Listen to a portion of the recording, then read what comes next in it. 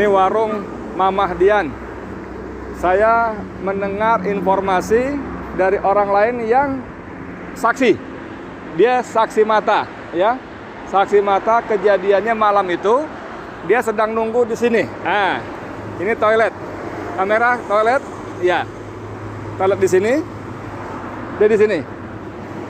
Jadi menurut dia, orang tadi yang barusan ngobrol saya tadi, saya salat zuhur sebentar, ya.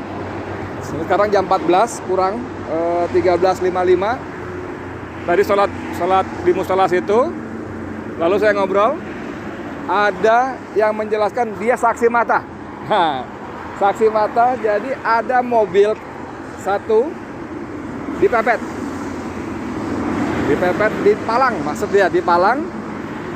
Dan di situ polisi banyak banget. Bahkan kata dia sejak sore jam 6 itu sudah banyak polisi. Saya tanya berapa mobil? Mobilnya 10 mobil lebih, dan 3 diantaranya mobil resmi patroli. Dan itu memang dari sore katanya udah banyak polisi. Nah, ini kejadiannya kalau kata dia, begitu dia tunjuk jarak, saya perkirakan dari posisi dia duduk dengan kejadian sekitar 8 meter.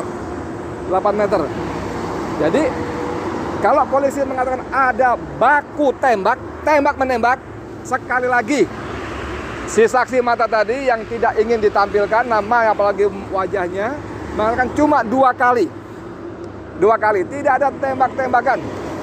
Dan dia mengatakan bahwa yang menembak adalah polisi. Orang yang di dalam mobil sama sekali tidak membawa senjata karena tidak melakukan tembakan balasan. Jadi langsung dipalang gitu, dari depan nembak pakai laras panjang. Saya tanya, kamu lihatnya pakai pistol apa laras panjang? Laras panjang. Benar, laras panjang. Jadi saudara, begitu ceritanya. Dan dia lihat 2 orang langsung tewas di tempat. Menurut penglihatan dia yang jaraknya sekitar kurang lebih 8 meter. Tadi saya tanya, posisimu di mana? Di situ. Dari duduk kamu dengan peristiwa yang terjadi berapa meter? 10 meter, mobil itu parkir? Oh enggak, sini lagi. Jadi mobil parkir, dia sebut jarak lebih depan lagi, jadi saya perkirakan sekitar 8 meter. 8 meter. Lalu polisi dia sebut langsung menembak ban kiri depan. Langsung nempel, dor. Ban kiri depan, tujuannya supaya mobil tidak kabur. Nah saudara, kalau polisi menarasikan satu terjadi baku tembak, sekali lagi dari 2 dan narasumber lain yang saya hubungi tadi beberapa kali wawancara, tidak ada baku tembak. Seperti penjelasan dari Munarman, Sekretaris Umum FPI, tidak ada baku tembak. Tidak ada.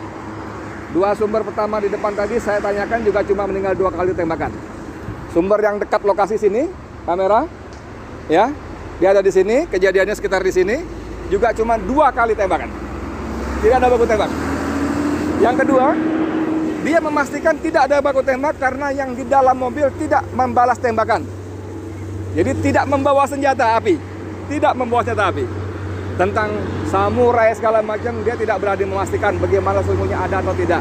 Karena dia juga tidak boleh mendekat. Tapi dia menambahkan seperti keterangan sebelumnya, bahwa orang-orang sekitar sini yang datang mendekat memang diusir. Tidak boleh, menjauh. Ada teroris katanya. Bagaimana kondisi berikutnya? 2 orang ditembak. Lalu kira-kira saya ada datang ambulan. Saya tanya berapa jarak ketika terjadi tembak-menembak dengan ambulan, berapa menit? Setengah jam? Dia bilang ya kira-kira setengah jam. Mungkin ada yang telepon lalu ambulan datang. 2 mayat dibawa keluar, digotong, dibawa pergi ambulan. 4 orang lagi masih hidup, 1 terpinjang-pinjang kakinya. Tapi dia juga nggak memastikan apakah kena tembak atau tidak, tapi dikatakan terpinjang-pinjang. Itu dipindahkan dengan mobil lain, dibawa pergi entah kemana. Saudara sekalian, saya Edi Mulyadi dari lokasi kilometer 50 tol Jakarta Cikampek ingin memastikan bagaimana situasi sebenarnya.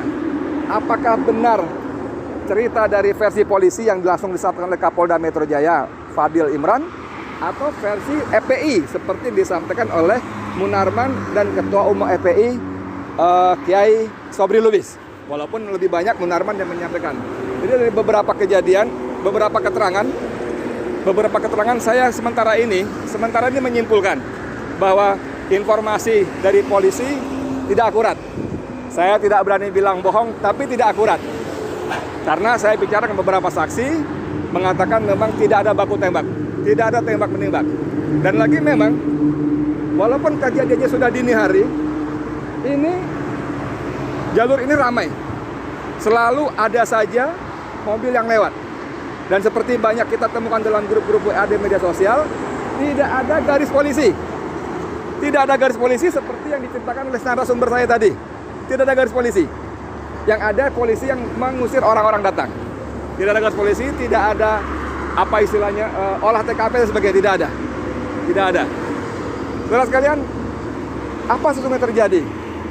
Sekarang kita baca bagaimana Komnas HAM dan berbagai lembaga-lembaga yang concern dengan hukum dan HAM, hak asasi manusia, sudah mulai bersuara.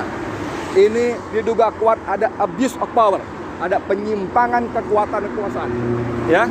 Jadi ada abuse power dan sudah banyak suara-suara yang menuntut dibentuknya tim pencari fakta, tim mencari fakta yang independen, yang bebas dari intervensi kekuasaan.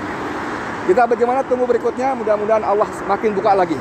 Allah buka lagi bagaimana kekuasaan sudah digunakan untuk hal-hal yang tidak pada tempatnya. Karena kalau dikuntit, harusnya yang menguntit itu tidak ketahuan, harusnya. Tapi ini kalau mereka menguntit, malah yang ada terjadi pembantaian, pembunuhan. Jadi tidak menguntit lagi. Lagi kalau orang Balang mengatakan, para ahli hukum, atas dasar apa Habib dikuntit? Kejahatan apa? Ini kan cuma dituduh melakukan pelanggaran protokol dan sudah membayar denda, ya kan? Jadi tidak ada pasal-pasal, tidak ada alasan logik yang membenarkan penguntitan terhadap Habib. Tidak boleh, tidak ada. Dan diperlakukan seperti itu. Kalau dikatakan bahwa karena diduga akan mengerahkan massa pada pemeriksaan tanggal Senin, tanggal 7. Ya, orang Habib sedang keluar Jakarta. Ini posisi kilometer 50 dari Jakarta menuju Cikampek. Ya, dari Jakarta menuju, itu artinya keluar Jakarta. Dan seperti penjelasan dari EPI, bahkan boleh ketahui itu pengajian keluarga inti di Kerawang. Ya, kita tunggu, semoga Allah bukakan lagi pintu-pintu kebohongan yang dibangun dari satu kebohongan yang lain. Sekian dari saya, Edi Mulyadi, untuk Forum News Network. Assalamualaikum warahmatullahi wabarakatuh.